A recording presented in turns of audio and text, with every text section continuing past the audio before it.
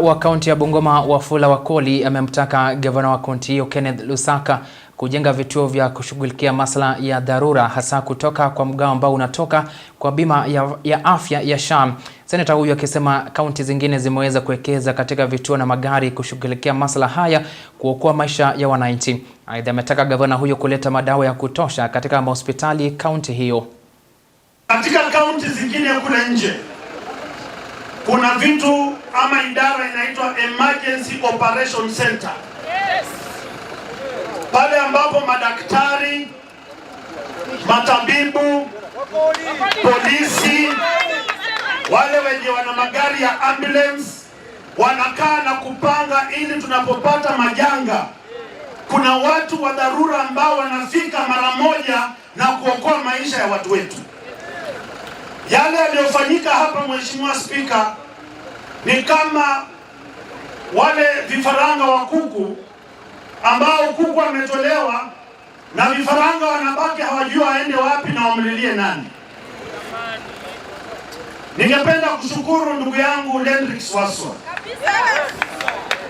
Ulitoa ambulance zako kwa udhaifu wako kuokoa hawa watu na familia za wengine ambao hawako. Kile ninaomba serikali ya Ken Makelo Lusaka, SHA inaleta Bungoma na hiyo hospitali ya Webuye mamilioni ya pesa. Hizo milioni yapaswa zinunue ambulance nzuri za kutosha na matabibu wa kutosha, ili next time watu wetu wasikae kama vifaranga ambao wanashambuliwa na mwewe na hawajui watafanya nini. Nimekosea mtu kweli? Mheshimiwa Spika, nikimalizia, wale ambao wako hospitali, nataka kushukuru Mheshimiwa Investor. Wewe kijana, acha Investor niongee na yeye. Songa kando. I want to thank Mheshimiwa Investor.